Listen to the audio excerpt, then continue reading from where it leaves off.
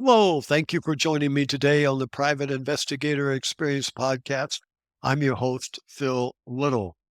We have some breaking news. We have a new administration where the president is keeping promises, not only through executive orders, but getting department heads, secretaries, and directors that are going to be world changers in their organizations. One that really hits me very close is the origin of the pandemic, COVID-19.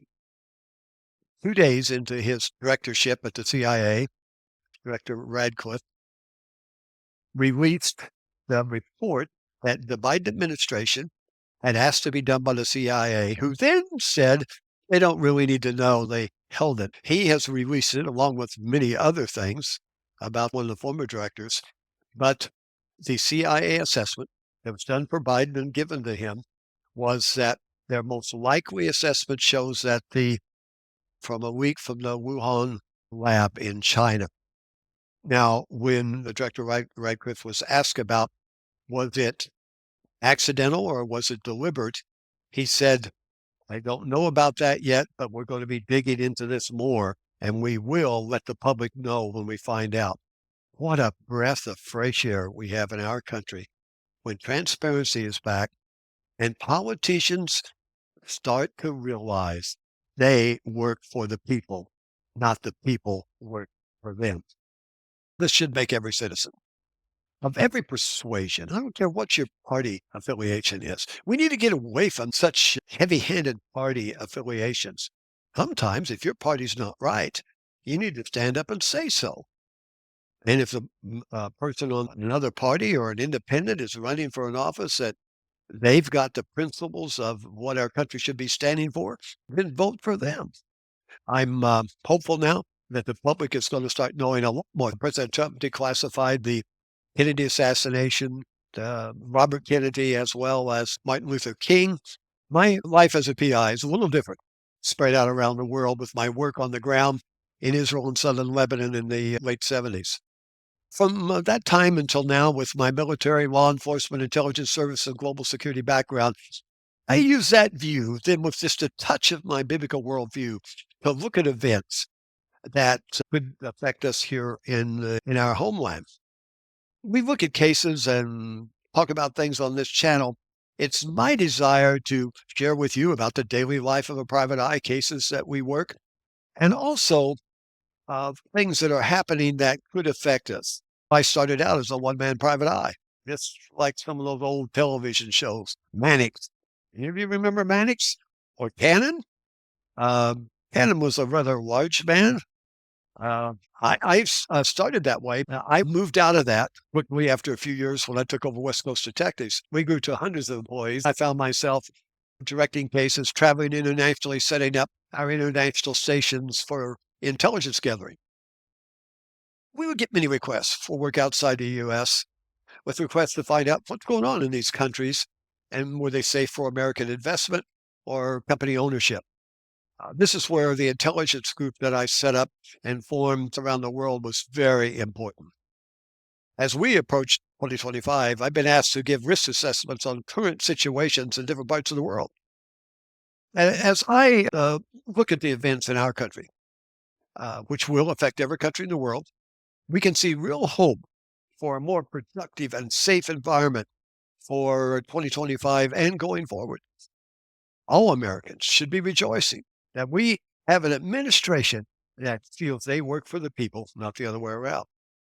As I probe out around the world with my investigative lens and the biblical worldview, I think the most volatile areas of all is the Middle East, much more than Russia and Ukraine or other parts of the world. Russia and Ukraine both want to settle. Putin put out indications that he was eager for work to do that. Ukraine wants to do that. And it's way past due. It should have never happened. That war should have never happened. But it needs to be stopped. And they're going to work on that. But the one in Gaza, and then with Hezbollah in the north, it's a different animal, whole different thing. Because they have a desire to destroy all Jewish people, wipe them from the face of the earth, There's no negotiation. Now, tell me, how can you negotiate with someone who the leader of the organization, as he did some time ago, and there's been many times, but this one time it's on tape, it's out there in the internet, that he posted that his desire was to keep doing more October 7th, 2023 type of attacks on Israel, and they would do it every chance they get. Now, at the same time, they're working on this ceasefire. And as I said before, they're not going to release all the hostages because they know if they do, they're still going to be destroyed. And this, I don't envy Netanyahu or the US or anyone else that's working on this area trying to get it solved. This is a spiritual issue, folks. It started back thousands of years ago in the separation when Abraham had two sons, Isaac and Ishmael. And Ishmael was not a full son of Abraham. He was born by the maid of Sarah, his wife. But God did say he was going to bless Ishmael, but there would be enmity between um, the descendants of Ishmael and Isaac. That's where it started. Nothing has changed since that time. This is a spiritual issue that is being moved by evil itself.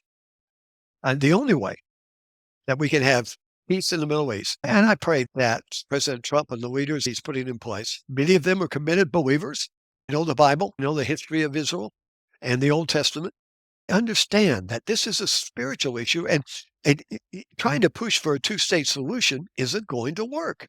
It'll never happen. And all they're going to do is cause more problems and possibly get to the point where the U.S. would be drawn into it. Know what the issues are, hold the ground, and make sure that there's elimination of Hamas and Hezbollah, Islamic Jihad, any other organization, and taking it right back to Iran. To solve this problem, Iran has to be eliminated from being the funder of the terrorists. Now, what does elimination mean?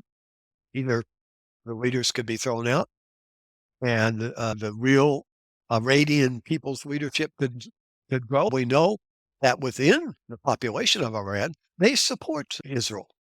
And there's not that enmity there in the Iranian people or a total destruction in some way of these leaders that would bring a change and a stop to supporting world terrorism. That's the only way peace can come to the Middle East. There's two events that have shaped our world that really shook us up. It brought us to an awakening, particularly in America, but around the world. One was COVID. Now that we found that it really came from where many of us knew where it came from, if you were in the intelligence world or had sources. But politically, they decided they didn't want to have conflict with their political persuasion. We also learned how far and how quick our freedoms could be lost. And it's awakened America. And I believe the results of the election in November of 2024 showed the American people had awakened. The sleeping giant has awakened. The other event was the October 7th, 2023 attack in Israel. A brutal, sadistic attack of murder and every kind of mayhem you could think about, and then the kidnapping of over 240 people. What that did, it awakened and released in the world, and not only in the U.S., but very deep in the U.S., how deep and how close to the surface anti-Semitism is. It was shocking. I haven't run into one person that has a fight for Israel and wanting the United States to be a country of supporting Israel that hasn't been shocked by the depth and the immediate release of anti-Semitism. And this has awakened the U.S. again. Now we're seeing, with the new administration, excuse me, we're seeing leaders put in place that are going to be going after these universities and others that have allowed this anti-Semitic violence to grow and foster on their universities and then spread out across the communities. Those two events have changed our course of history. And I believe that if we don't wake up and realize now, solve this, to push it back, we've got an opportunity to wipe out DEI, CRT, social justice, get back to merit performance in jobs, and getting government back to doing what it's supposed to be doing, protecting the federal government's first job is to protect and keep the American people safe. Those that have fostered anti-Semitism and trying to take away freedoms, like the international laws they try to make to ban all firearms and other things. Another thing, this attack in Israel on October 7, 2023, brought on, it exposed the UN for what it is, a bastion of anti-Semitism, of supporting terrorists, of standing against everything that's decent and right. Originally, the UN, when it was formed, was to promote peace and prosperity among its members, make sure a Second World War or Hitler never happened again, and to bring prosperity to all. We're not going to be whitewashing anti-Semitism and misuse of the UN as a propaganda tool for the terrorists and the leftists and the Marxists. When President Trump gave his speech to the World Economic Forum, Davos, all the biggies were there. And out of that group in Davos is where much of the support came for starting this socialist type of DEI and social engineering. Trump made it very clear that he would wipe that out. Then came the leader of Argentina, and he did the same thing. He is wiping out DEI, social engineering, and all the things in his country. Now, other countries are lining up. Hungary is one, and others are coming forth to say enough is enough. They're pushing back on this leftist Marxist ideology set to destroy the world if we don't stop us. The president, fulfilling on his promises, he started with all kinds of on the first night. And it was awesome watching President Trump there in the hall, even before he went later to the White House and signed some.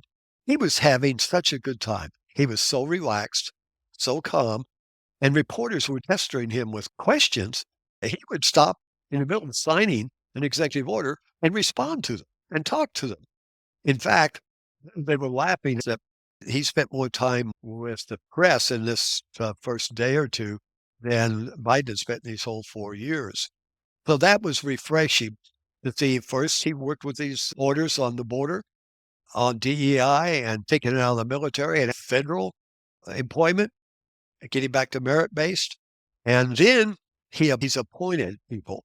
Many of these people are godly Jesus people that are going to be there to protect all the people, not just the people who voted for Trump, but they're going to clean up the deep state and these enemies of change and forces that want to put the United States over into a Marxist type society. So we have great hope and this great option now for 2025. Trump closed the borders and they're cleaning up violent criminals and making huge waves. Chicago, they rounded up over 100 in this first wave they did there with a joint task force of ICE and DEA, Marshal Service, FBI, and the acting attorney general was there. So they're on board. They're ground running. And we as citizens should realize that what happened on November 5th is good for all of us, no matter what race, color, creed, or political party you are. We need to give a chance, and you're going to see in the next few months how it affects our country in every area of the things we have to pay for every day. Get behind these changes. Work in your local community to clean out the elected officials who want to control you and take away your freedoms, either school choice and what they teach our young people, or in uh, city councils or other county jobs that are DEI progressive. Uh, Find out who they are. Get citizens together, vote against them, vote them out, and take a stand for your community. Find out where the needs are and then step out of the crowd and get involved. Will you help me by liking, sharing, subscribing? And you know the drill. Hit that notification bell for future posts, which will be coming out. I encourage you, get involved. Don't sit on the sidelines and think everything's great. We got a new president, great ministry heads and department heads. They're going to get all this straightened out. No, it's going to take us also to keep the vigil, stay involved, and do our part to support them.